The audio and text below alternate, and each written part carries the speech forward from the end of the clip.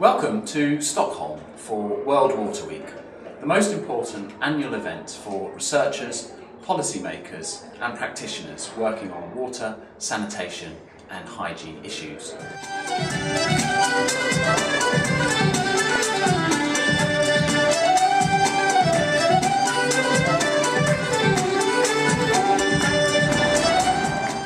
This year, 2,500 delegates from all around the world have gathered in the Swedish capital to share ideas and discuss experiences.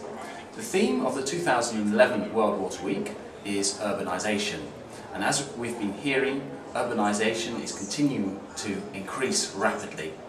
Today, 800 million people worldwide in urban areas lack access to sanitation, and the situation is likely to worsen significantly in future, as by 2050, 6.3 billion people will live in urban areas. SHARE has been taking part in the proceedings here by co-convening two events, one on urban sanitation and one on small-scale finance for sanitation. I've been here for the week speaking to colleagues and overseas partners about their work. I think we're one of the voices that are saying that when you talk of water and sanitation, don't talk just about water.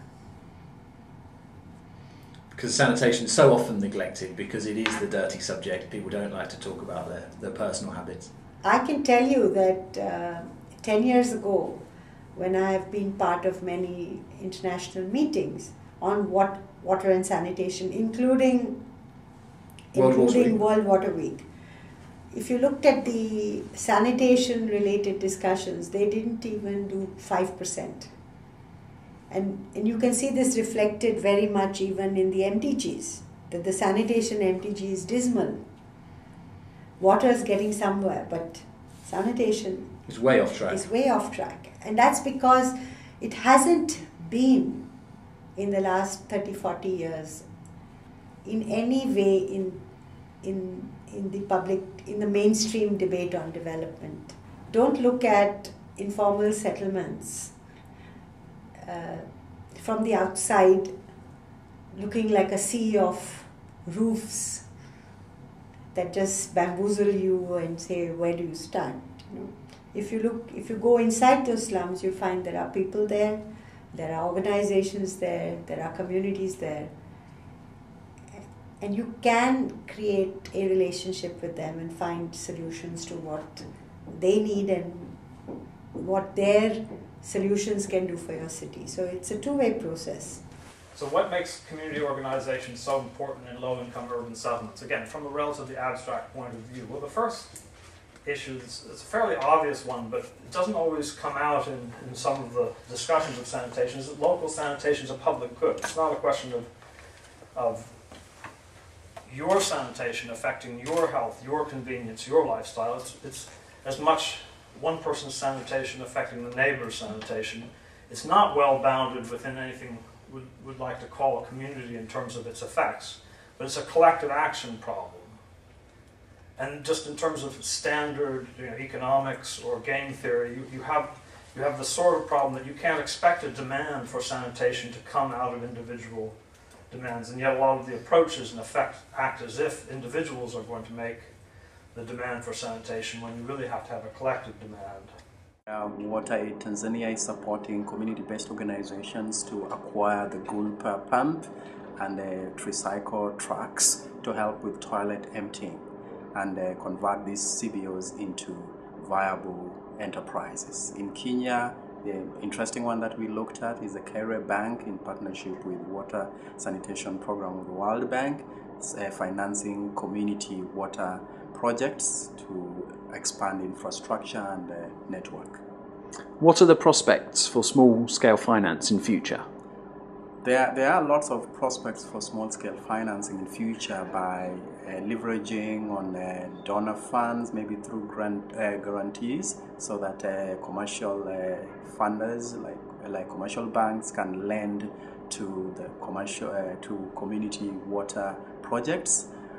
There's also possibility of supporting community-based organizations like we saw in Tanzania to acquire more Gulper pumps so that they can conduct where toilet emptying and even construct stabilization ponds and just help with the whole value chain of water and sanitation.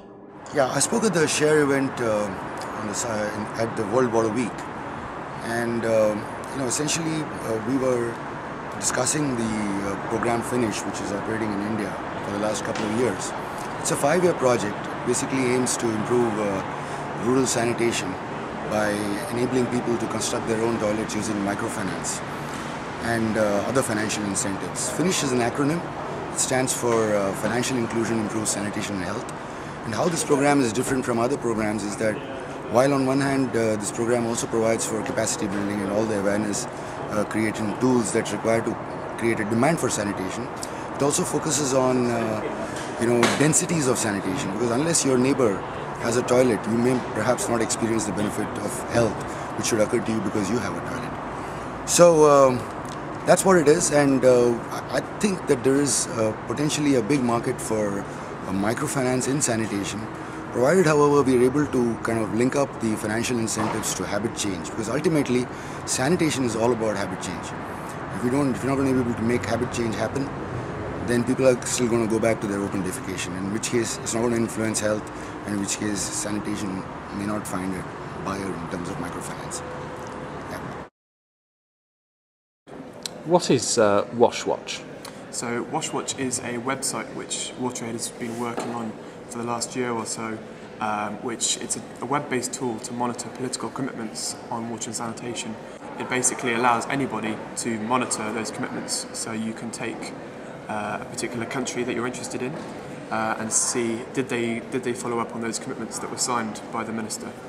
So it's about accountability? Yeah, it's about accountability, it's about keeping commitments, keeping promises. Did governments do what they said? And it's also about monitoring budgets, so you can also go to your government's national budget, get the information about how much they're spending on water and sanitation. You can upload that to the website and it automatically creates a graph for you, so you can see whether the budget's going up or down, and you can send that to colleagues to help with our advocacy work. So it's really kind of an advocacy tool, an accountability tool to help civil society monitor their government's progress.